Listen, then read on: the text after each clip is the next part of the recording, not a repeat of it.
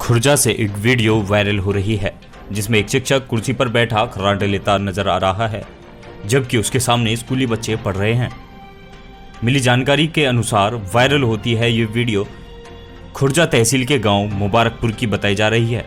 कुर्सी पर सोते नजर आ रहे इस शख्स का नाम आनंद गौतम बताया जा रहा है जो गांव के प्राथमिक विद्यालय में शिक्षक के पद पर तैनात है। देखिए सो रहे हैं मास्टर जी स्कूल में। देखिए ये स्कूल है।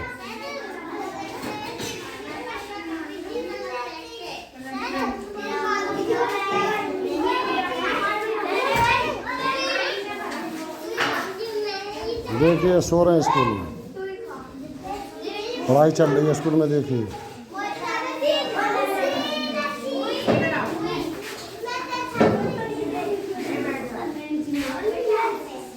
हेड बुला, अपनी हेड कहाँ तुम्हारी?